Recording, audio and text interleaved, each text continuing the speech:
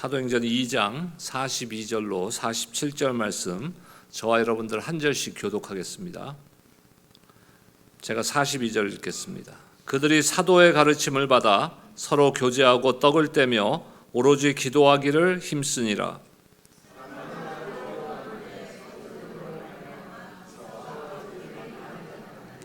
믿는 사람이 다 함께 있어 모든 물건을 서로 통용하고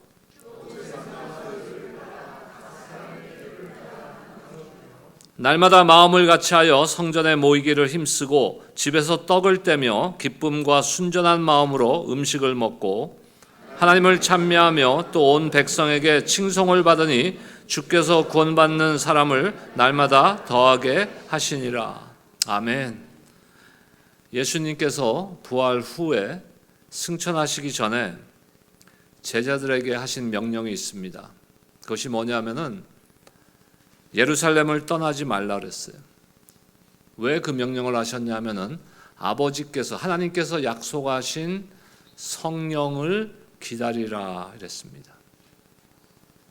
그리고 성령이 임하면 성령을 통하여서 제자들이 권능을 받고 예루살렘으로부터 시작하여 온 유대와 사마리아와 땅끝까지 이르러 그리스도의 증인이 될 것이다라고 말씀하셨습니다. 여러분, 우리가 하나님이 명령하시는 말에 잘 구별해서 들으셔야 돼요. 뭐냐면은 나의 증인이 되어라 이러지 않으셨어요. 나의 증인이 되라 그러면은 우리가 그 증인이 될 수도 있고 안 될 수도 있는 거예요. 우리가 노력해서 될 수도 있는 거고 안 될 수도 있는 거예요. 하지만 예수님께서 명령하신 것은 내 증인이 되어라가 아니에요. 뭐라고 명령하셨습니까? 나의 증인이 되리라. 여러분, 영어에서도 You will die. 그럼 뭐예요? 너 당신 죽을 거예요. 우리 모두 다 죽을 거예요. You will die. 근데 will 대신에 shall을 넣으면 You shall die. 그건 무슨 말이에요? 같은 당신 죽을 거예요라는 뜻이지만 그 말에는 shall이 들어가면 그 말에는 뭐를 강조하냐면 말하는 사람의 의지가 담겨 있는 거예요. 내가 너 죽일 거라는 거예요. 그 뜻이 그 안에 담겨져 있는 거예요. 마찬가지로 예수님께서 너희들이 내 증인이 되리라고 말씀하신 것은 예수님께서 우리를 그리스도의 증인으로 만드실 것이라는 거예요. 이거는 우리가 선택하는 옵션이 아닙니다. 제자들은 주님께서 당부하신 대로 열흘 동안 마가 요한의 다락방에서 기도하고 성령을 기다렸습니다. 10일째 되는 오순절날 드디어 성령께서 임하셨는데 강한 바람 같은 소리가 온 집안에 가득 임하였고 불의 혀같이 갈라지는 것들이 모여있던 각 사람 위에 임하였고 사람들은 각각 다른 언어들로 말하기를 시작하였습니다. 우리가 흔히 방언, 성경엔 분명히 뭐라고 표현하고 있어요? 다른 언어들. 제가 초창기에 찬양 사역을 하는데 그 팀이 대체적으로 대부분의 멤버들이요. 저랑은 조금 다른 성향의 분들이에요. 그러니까 주로 성령에 대한 해석이 조금 다른 분들인데 그래서 그 모임을 하면요. 대표 기도도 방언으로 하는 분도 있어요. 그건 무슨 뜻인지 모르잖아요. 우리가 앉아서 예배 드릴 때. 그러면 통변의 은사가 있는 분이 옆에서 그 뜻이 지금 하고 있는 방언의 기도가 무슨 뜻입니다. 통변하는 분도 계셨어요. 근데 뭐 그 통변이 맞는지 틀리는지 알 길이 없죠. 근데 중요한 거는 저만 못해. 그 팀에서 방언을 저만 못했어요. 그래갖고는 기도원에 한 달에 한 번씩 올라가는데 올라갈 때마다 맞았어요. 제가 웬만하면 안 맞거든요. 피해 다니기 때문에. 근데 이거 뭐 기도방에서 때리는 거야. 막 때리는 거야. 몇 번 가니까 기도원을 가니까 이제 더 이상 맞으면 안 될 것 같아. 맞기가 싫은 거야. 그래서 가만히 들어봤죠. 아, 저 사람들이 방언을 어떻게 하나. 그래서 그대로 했어요. 따라서. 그때부터는 안 맞았어.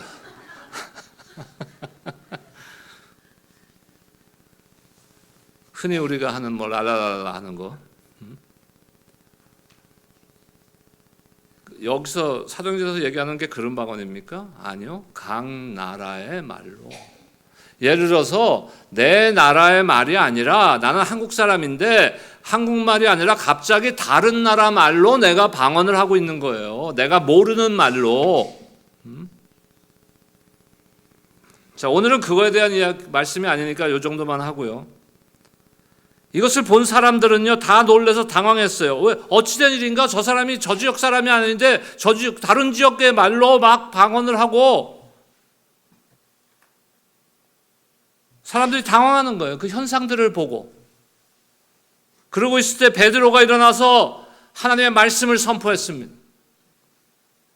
말씀의 핵심이 무엇입니까? 말세에 내가 내 영을 너희에게 부어주리니 너희의 자녀들은 예언할 것이요 너희의 젊은이들은 환상을 보고 너희의 늙은이들은 꿈을 꾸리라. 그때 내가 내 영을 너의 남종과 여종들에게 부어주리니 그들이 예언할 것이요. 이거는 구약의 요엘 선지자를 통해서 예언된 말씀이에요. 자, 이 말씀의 예언의 말씀의 성취임을 선포하면서 베드로는 그리스도의 복음을 선포한 거예요. 그때 3,000명이 믿지 않은 자들이 3,000명이 주님을 믿고 돌아왔습니다. 그리고 이것이 이 땅의 교회의 탄생인 거예요. 교회가 탄생한 거예요.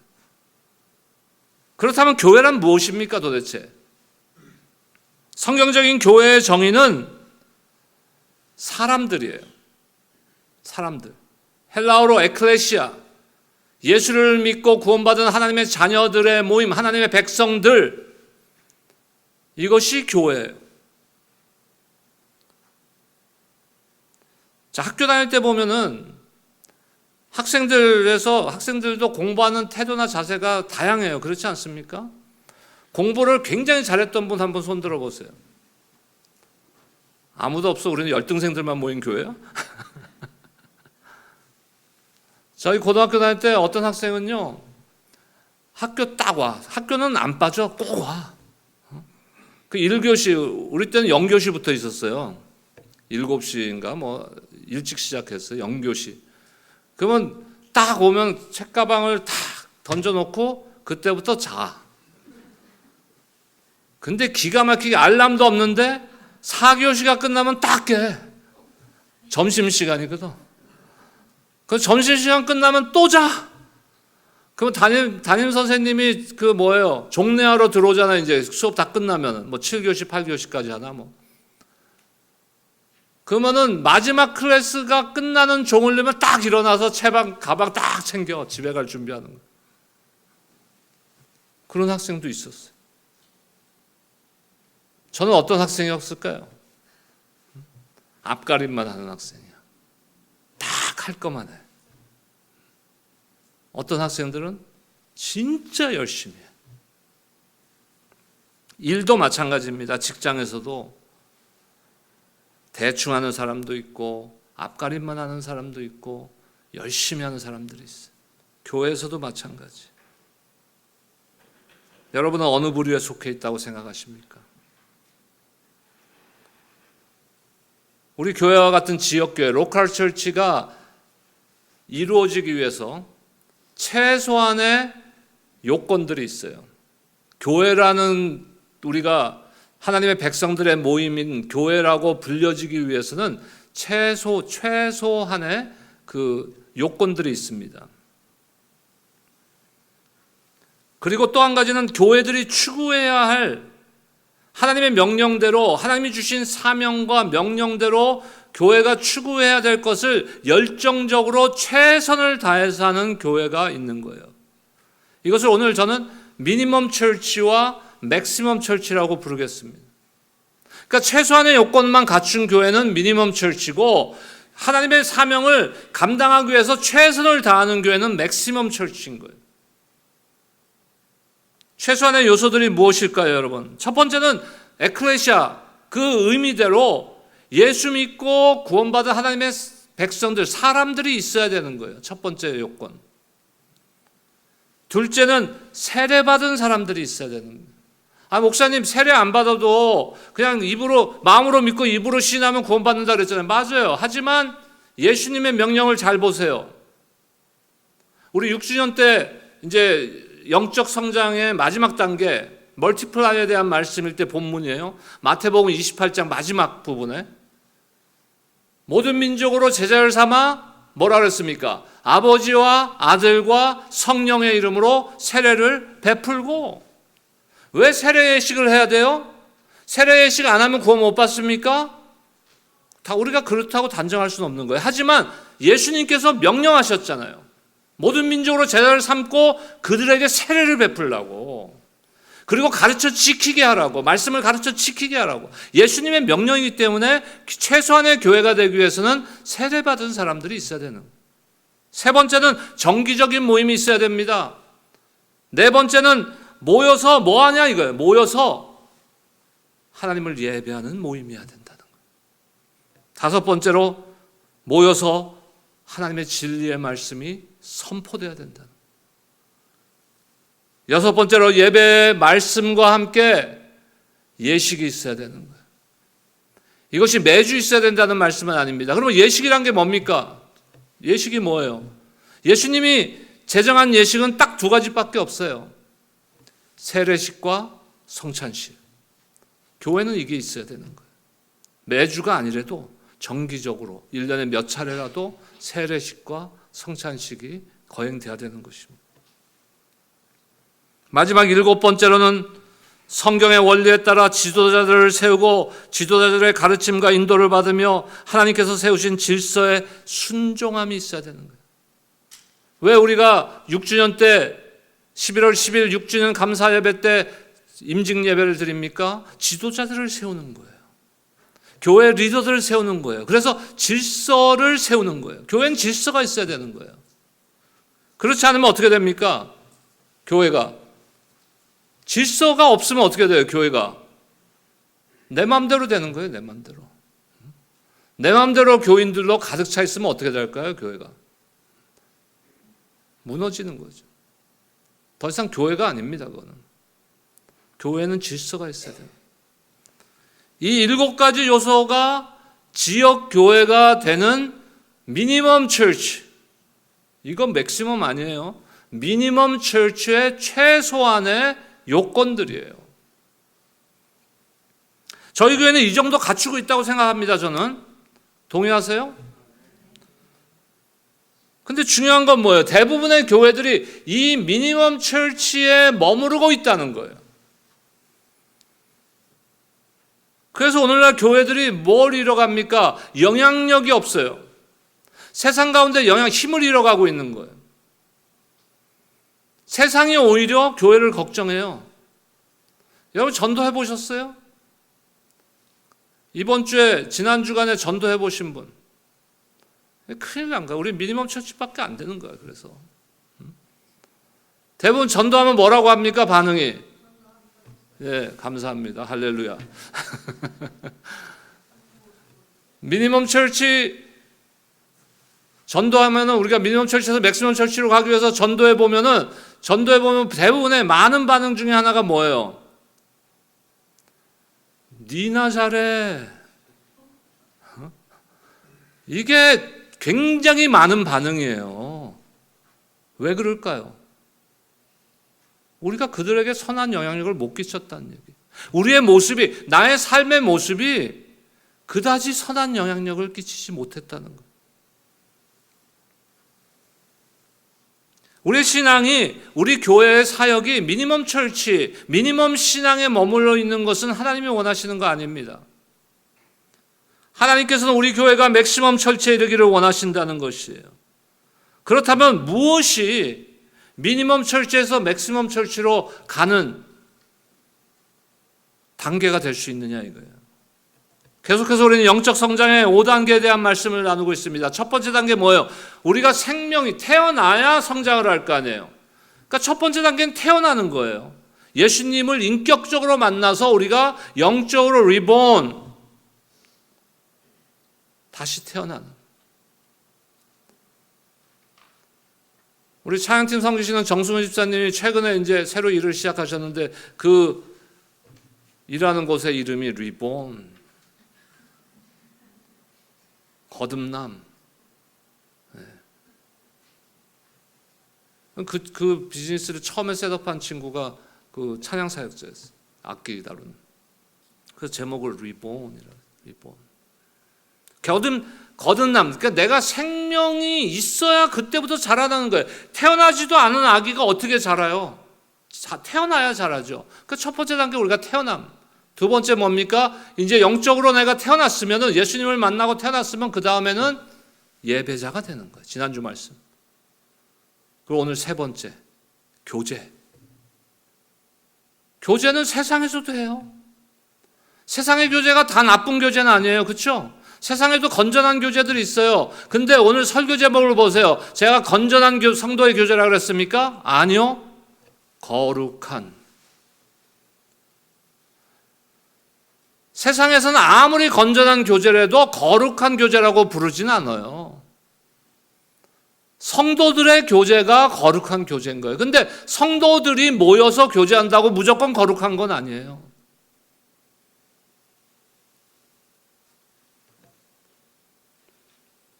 우리가 혼자서 살아갈 수 없는 존재입니다. 우리의 개인적인 영적 성장도 필요하지만 공동체 안에서도 성장이 필요한 거예요. 공동체로서 하나님의 계획 속에서 우리는 서로 연결되어 있습니다. 특별히 신앙의 여정 가운데 서로 I don't care. 나 당신의 삶에 별로 관여하고 싶지도 않고 내 삶에도 관여하지 마. 하지만 뭐 문제는 없어 서로. 이거는 교회가 아니에요. 문제는 없어 보이죠. 겉으로는. 하지만 그건 교회가 아니에요. 하나님 원하시는 성도들의 삶이 아니라는 것이에요. 재작년에 우리 전교인 수양회 갔을 때 제가 주제를 뭐라고 했습니까? 우리는 가족입니다. 옆에 분들 한번 뒤에 진짜 가족 말고 가족 아닌 분들 한번 보세요. 뭐라고 부르실래요? 불러보세요. 아버님 볼 되면 아버지 그러시고. 애매한 분들이 있어. 그렇죠? 누나도 아니고 누나라고 부르기는 좀 많은 것 같고 이모.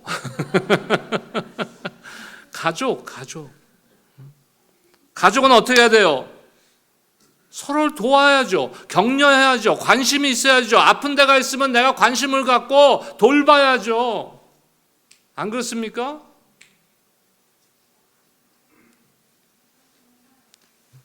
성도의 거룩한 교제는 단순한 만남이나 친교를 넘어서 우리 신앙을 깊게 하는 거예요. 다시 말해서 영적 성장을 이루어가는 거예요.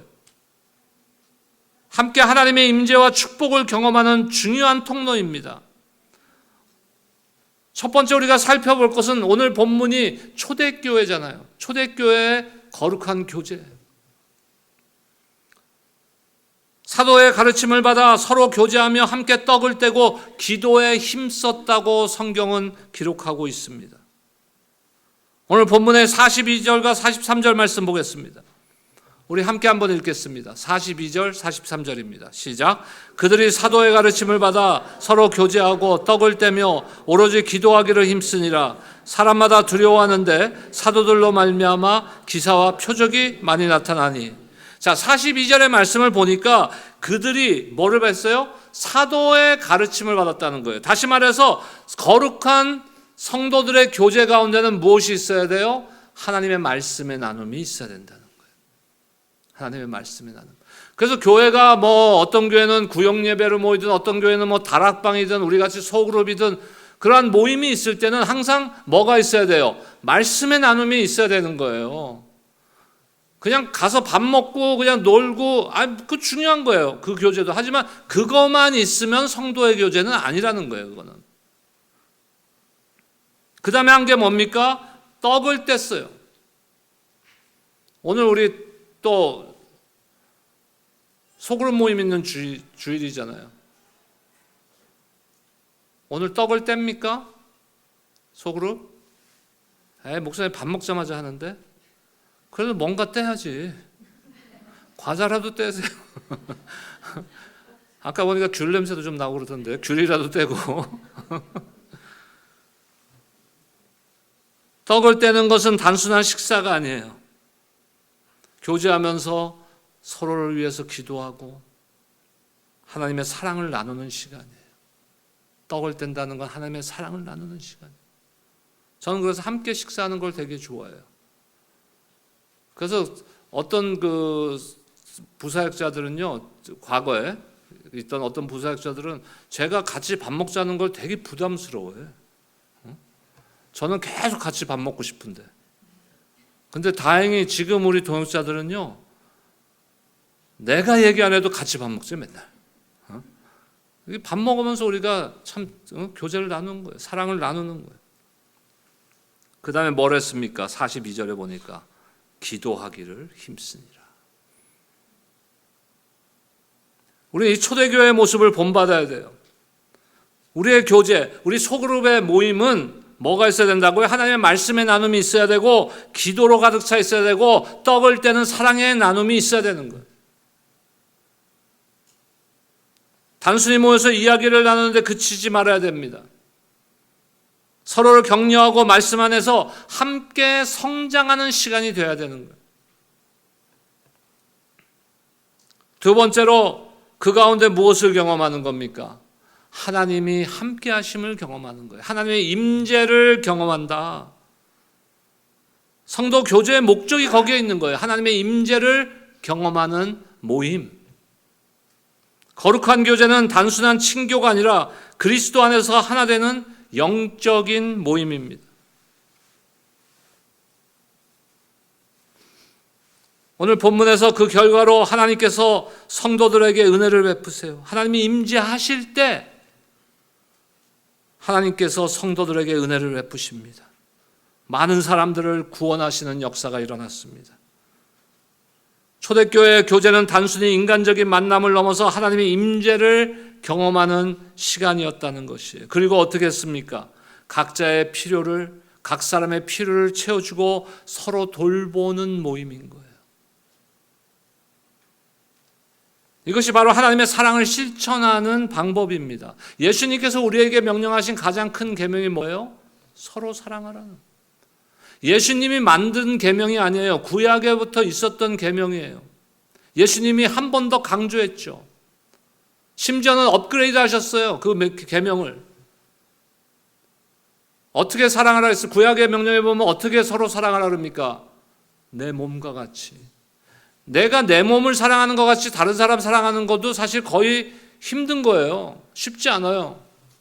근데 예수님은 그거 이상을 요구하고 있어요, 우리에게. 무엇입니까? 내가 너희를 사랑한 것 같이. 예수님이 여러분들과 저를 어떻게 사랑했어요? 죽으심으로 사랑했잖아요. 십자가에서 죽으심으로. 오늘 한번 출타하신 분들이 10여 명, 오늘 뭐 한 10명 정도 출타하셨어요. 출타를 금지시키든지 해야지. 인원도 얼마 없는데 한번 옆에 분 한번 보세요. 뭐라고 인사하실래요? 출타 금지?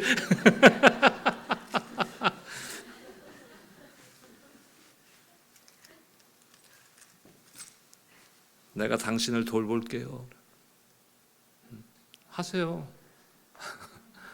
서로 돌봄이 있어야 되는 거예요. 서로 돌봄이. 오늘 본문의 44절과 45절 말씀 보겠습니다. 함께 읽겠습니다. 시작. 믿는 사람이 다 함께 있어 모든 물건을 서로 통용하고 또 재산과 소유를 팔아 각 사람의 필요를 따라 나눠주며. 우리의 교제가 하나님의 임재를 경험하는 시간이 되고 있습니까?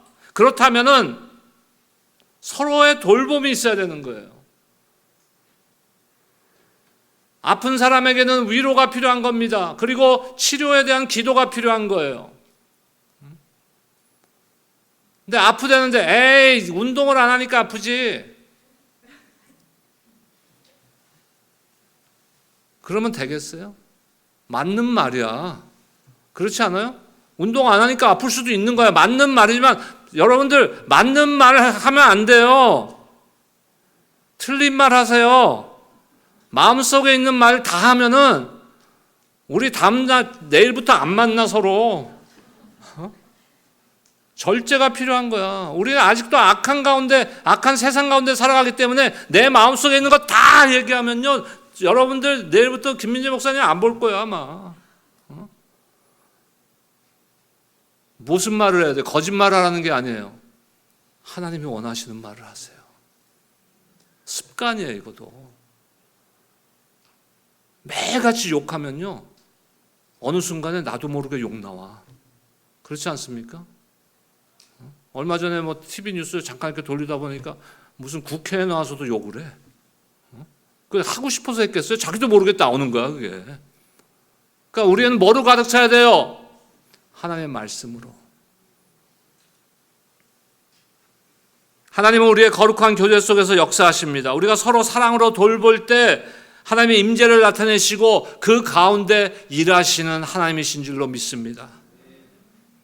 그리고 마지막 세 번째로는 그 거룩한 교제를 통해서 우리는 영적 성장을 이루어가는 거예요. 영적 성장을 이루는 공동체가 되는 거예요. 교회가 되는 것입니다.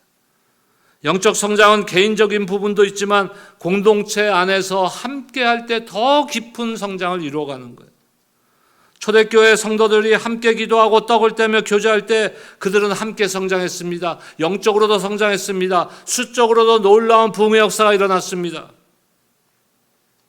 혼자 신앙생활을 하는 것보다 공동체 속에서 서로 격려하고 배우는 것이 더 큰 힘을 발휘합니다.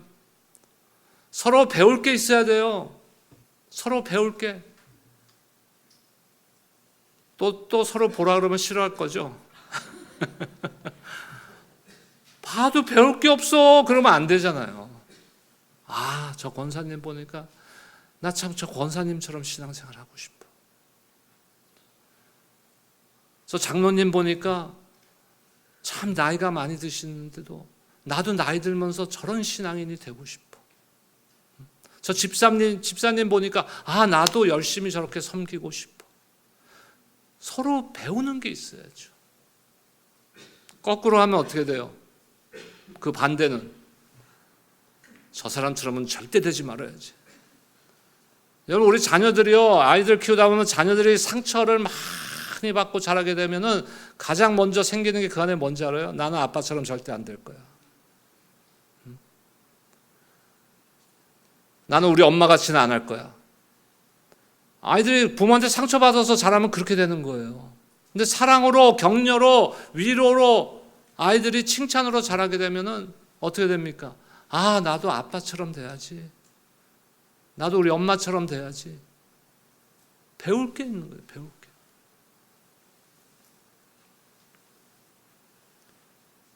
그리고 서로를 세워줌의 역사가 일어납니다. 서로에게 필요한 도움을 제공할 수 있습니다. 기도로, 말씀으로, 격려로 세워주는 공동체의 역할입니다. 그 다음에 서로를 책임지는 거예요. 가족이면 책임을 져야죠. 부모의 자격이 없는 사람이 뭐예요? 자식을 책임 안 지는 사람이 부모의 그 자격이 없는 사람 아닙니까? 우리가 가족인데, 그리스도 안에서 가족인데, 하나님의 가족인데 서로 책임을 져야죠. 경제적으로 힘든 분이 있으면 경제적으로 도와야 되는, 기도가 필요한 분이 있으면 기도해야 되는, 격려가 필요하신 분들이 있으면 격려해 줘야 되는, 병고침이 필요한 분들이 있으면 병고침을 위해서 위로하고 격려하고 기도해야 되는, 필요를 채워주는 책임이 있어야 되는. 우리 교회는 어떻습니까? 서로를 세워주고 있습니까? 교제 속에서 함께 성장하고 있습니까? 신앙의 여정에서 서로를 격려하고 이끌어주는 공동체가 되도록 노력하는 저와 여러분들이 되시기를 주의 이름으로 축복합니다. 저는 우리 교회가 서론에서 잠깐 말씀드린 미니멈 철치가 아니라 맥시멈 철치가 되기를 기도합니다. 그때 하나님께서 어떻게 돼요? 우리 교회를 통해 놀라운 부흥의 역사를 이루실 줄로 믿습니다. 오늘 본문의 마지막 두 절입니다. 46절과 47절 함께 읽겠습니다. 시작. 날마다 마음을 같이하여 성전에 모이기를 힘쓰고 집에서 떡을 떼며 기쁨과 순전한 마음으로 음식을 먹고 하나님을 찬미하며 또 온 백성에게 칭송을 받으니 주께서 구원받은 사람을 날마다 더하게 하시니라. 성도들이 공동체에 모이기에 힘쓰고 집에서 떡을 떼고 음식을 나누고 하나님을 찬양했어요. 그때 놀라운 부흥의 역사가 일어났습니다. 우리가 거룩한 교제를 통하여 영적으로 성장하면은 교회 공동체도 영적으로 성장하고 수적으로도 부흥될 줄로 믿습니다. 베드로의 한 번 설교에 3,000명이 들어왔습니다. 5,000명이 들어왔습니다. 기하급수적 성장입니다. 그냥 성장이 아니에요. 기하급수적 성장. 날마다 구원받는 자의 숫자가 더해져가는 데일리 플러스, 그런 놀라운 역사가 일어났어요. 여러분, 우리 11월 달에 6주년 감사 예배, 임직 예배도 있고 또 지명현 목사님 소리엘 초청해서 감사 찬양 예배도 드리고 또 감사주일 예배, 이웃 초청 감사주일 예배도 드립니다. 여러분, 한 분씩 전도해서 초청하세요. 그러면 1+1은 몇이에요? 2예요? 그거는 우리의 산수 실력이고 하나님의 산수는 1+1은 기하급수적인 거예요. 우리 교회가 예수 그리스도의 이름으로 선한 일을 행하는 교회가 되기를 원합니다. 성령 강림을 통해서 교회가 시작됐다 그랬죠. 성령 강림에는 분명한 목적이 있어요. 성령 강림과 함께 보여진 현상들이 못저 아닙니다. 불의 혀같이 내리고 방언이 나오고, 그것이 목적이 아니에요. 여러분, 사람들이 왜 그 무당을 찾아가고 점쟁이들을 찾아가는지 아세요? 왜 그럴까요? 궁금하니까. 궁금하잖아요. 내 미래는 어떻게 될까? 궁금한 거예요. 그러니까 찾아가서 물어보는 거예요. 근데 그 궁금함의 그 저변에, 그 파운데이션 기반에는 무엇 때문에 궁금할까요? 불안함, 두려움. 여러분, 궁금해요? 하나님을 신뢰하세요. 하나님 어떤 분이십니까? 우리를 위하여 독생자 예수 그리스도를 아끼지 않으신 분이에요. 그분이 그 외에 어떤 것도 우리에게 아끼시겠습니까? 그분을 신뢰하세요. 물 가운데 가더라도 물이 우리를 침몰치 못할 것이며 불 가운데 있더라도 불이 우리를 행하지 못할 것이다. 그 약속의 말씀을 붙드시기를 바랍니다. 너희를 향한 내 생각은 무엇이라고요? 하나님께서 선포하십니까? 재앙이 아니요 미래와 희망을 주기 위함이다. 평안이라. 그 하나님을 신뢰하는데 뭐가 궁금해요? 뭐가 불안해요? 하나님의 말씀과 약속을 붙드시기 바랍니다. 성령 충만 받으세요. 이왕 사는 삶, 최소한 앞가림만 하는 그런 신앙생활 하지 마시고 하나님의 명령 앞에 최선을 다하는 저와 여러분들 되시기를 주의 이름으로 축원합니다. 나비 효과라는 말 아시죠, 여러분? 1972년도에 에드워드 로렌츠라는 기상학자가 시작한 말이에요. 그 강연의 제목에 브라질에서 한 나비의 날개짓이 텍사스의 돌풍을 일으킬 수도 있는가? 라는 강연이었어요.